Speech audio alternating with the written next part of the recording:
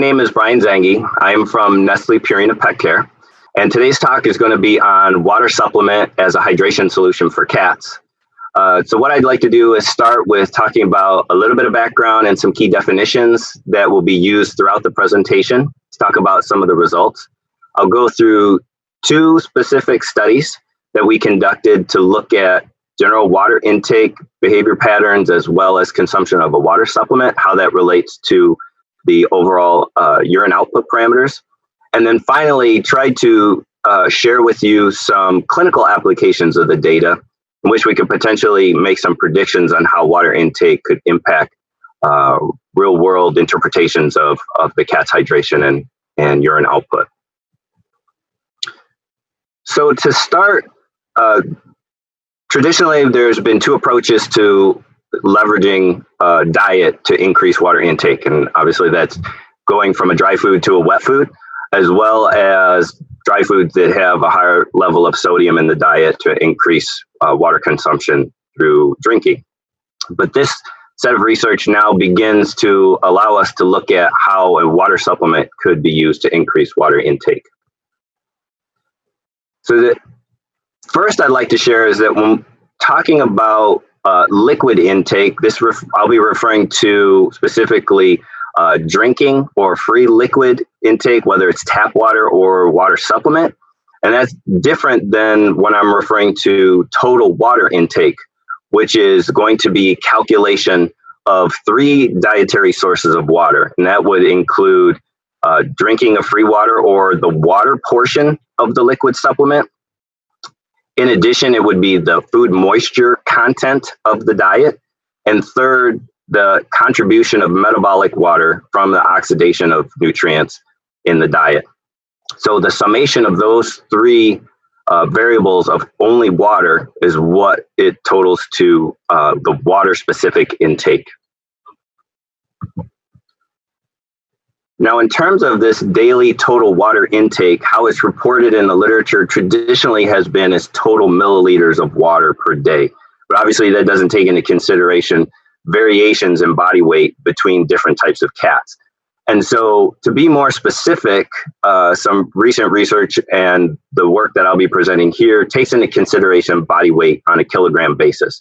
And so when you look at the data that's been reported in the literature, when a cat is eating dry food, consumption of total water intake that occurs is between 20 to 30 milliliters per day, as opposed to wet food, that's approximately 35 milliliters of water per kilogram body weight. So that just gives us a little bit of a baseline reference on what kind of water level occurs with different types of diets.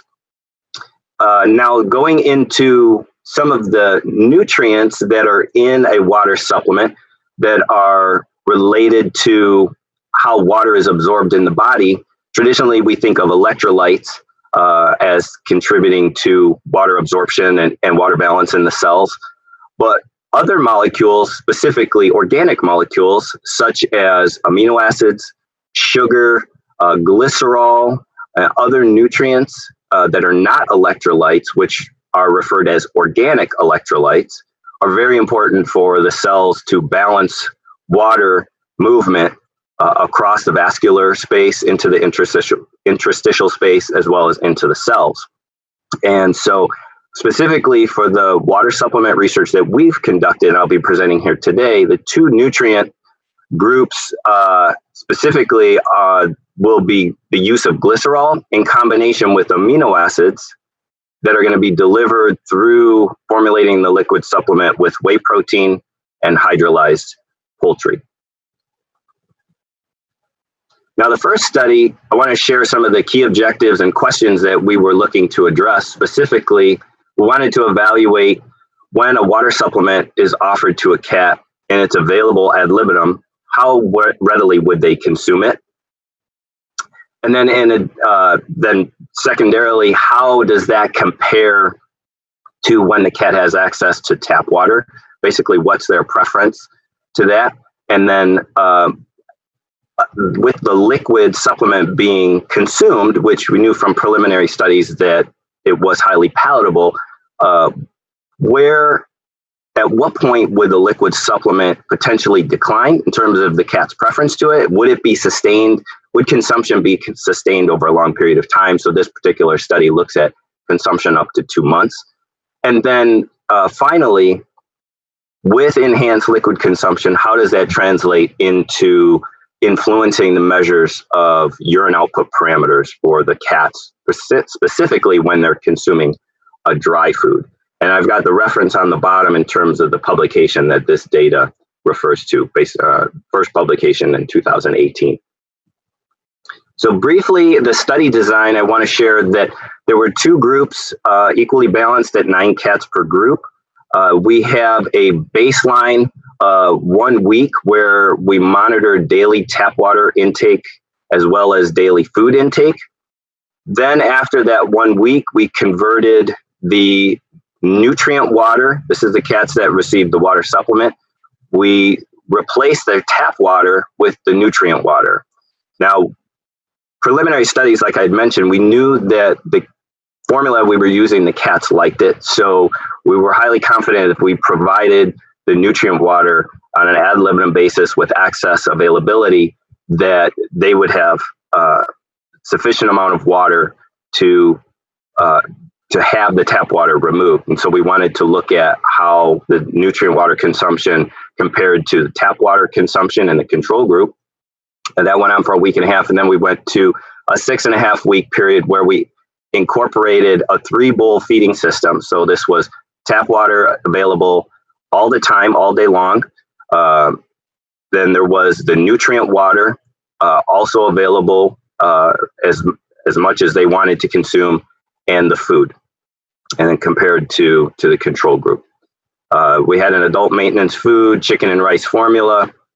As I had mentioned, liquid and food intake was measured daily, and there were several instances across the 56-day period where we collected urine and blood.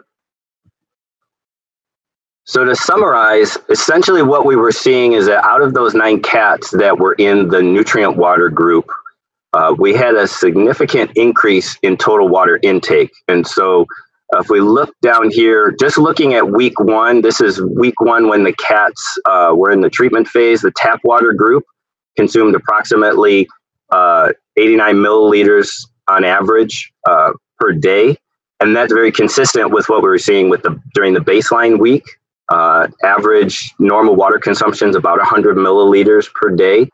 And then when you look at the nutrient water group, you can see that water consumption was approximately 67% higher when the cats had access to the water supplement and not the tap water. And then if you look at that data based on a milliliter per kilogram basis, pretty consistent with what's been published in the past, 21 milliliters per kilogram body weight versus the nutrient water at 33 milliliters. Now, I do also want to mention that the reason why I separated this out is that you can clearly see that when the liquid supplement was available ad libitum, there were some cats that really liked the water supplement and drank a significant amount.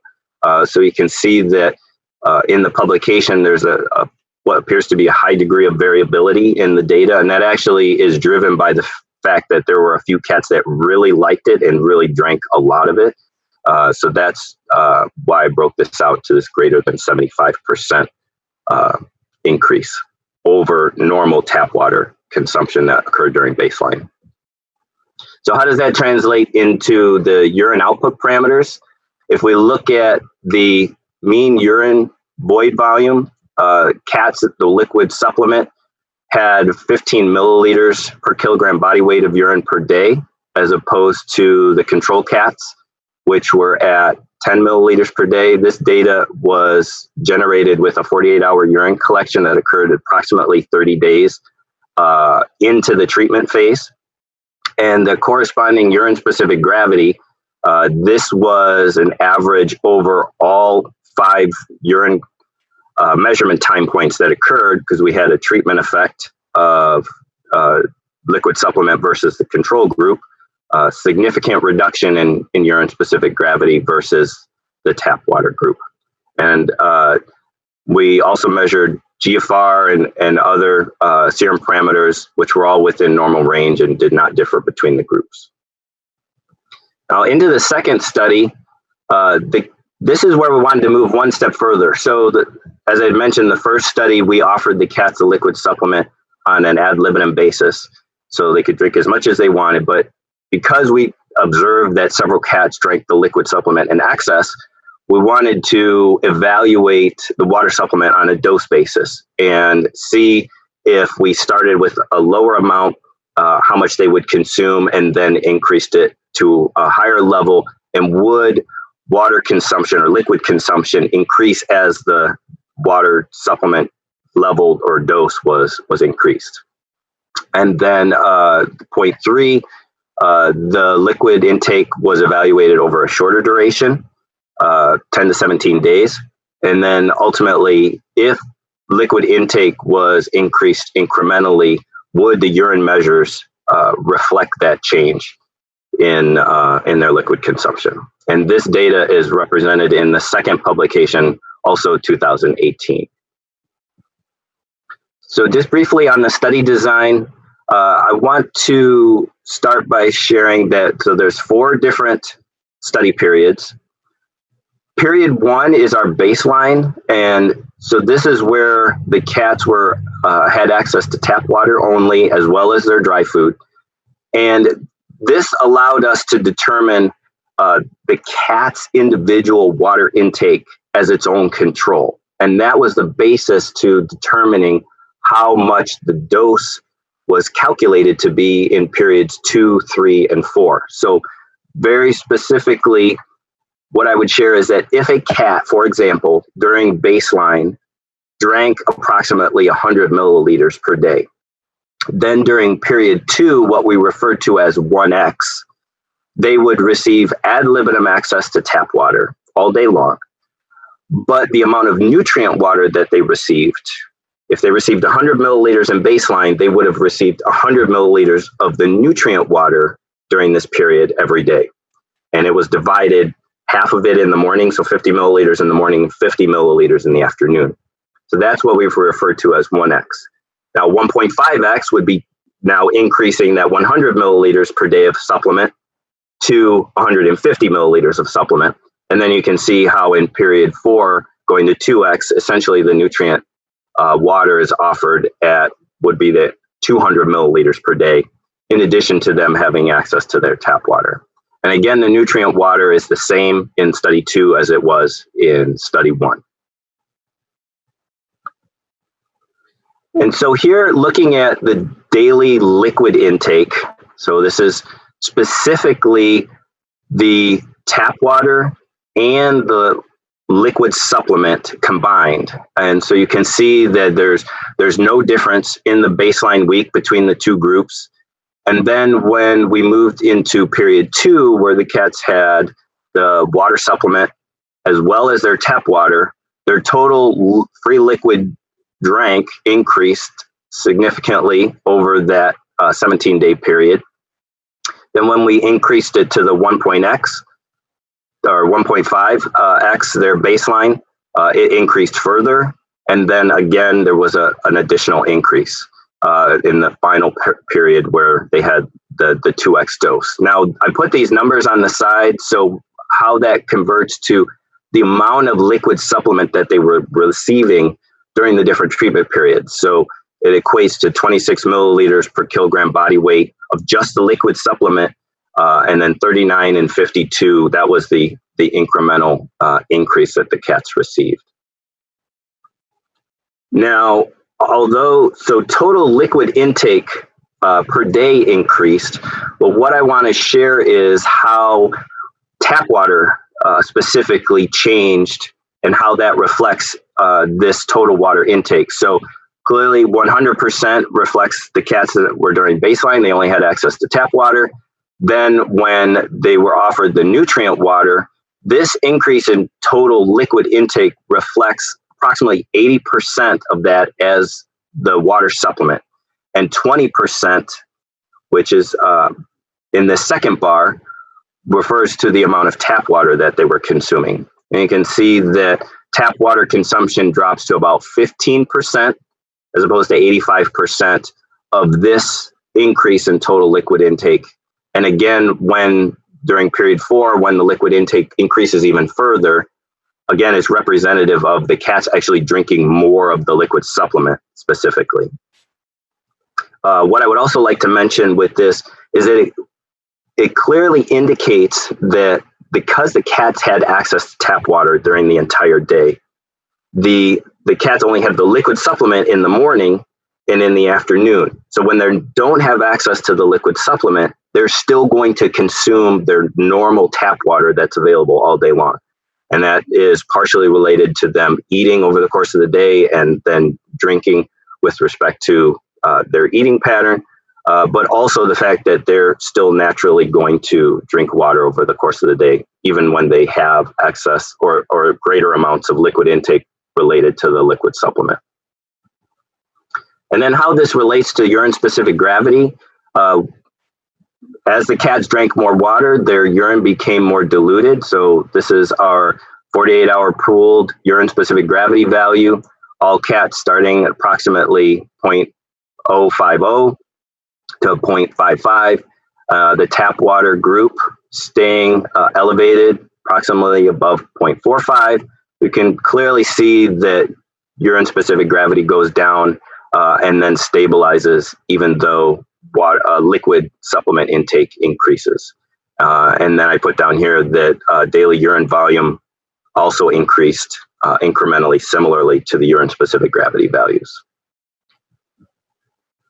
Now to go into, like I had said, so that's a summary of the data that came out of the first 2 research studies. Now, what we also generated in the second study is that with that incremental increase in liquid intake and the urine output data, we're able to model what I feel is important to allow us to interpret how this data could be used clinically to estimate not only how much a cat ideally could be drinking, but then how we modify that level of drinking and then how it translates into a targeted urine output parameter. So what I'll share here is that this figure A, this is urine volume output on the y-axis, and then we have urine-specific gravity on the x-axis. It's what we would expect that urine volume is going to be lower as the urine becomes more concentrated, so showing this curvilinear response. But now if we move forward and we look at this data in terms of on the second graph, urine-specific gravity plotted by the total water ingested. Again, so this is all 3 water values calculated for those individual cats. And if we were to look at this 0.35 level, what does that translate to in terms of the amount of water that total water they're ingesting? Approximately 36, 37 milliliters per kilogram body weight. And so obviously the less water they ingest, the more concentrated their urine is, the more water they ingest, the more dilute their urine is. And so what's interesting about this is that we can calculate based on how much food the cat is eating, estimate what their metabolic water conversion is, as well as then estimating approximately how much water they might be consuming, and look at that relative to the urine-specific gravity.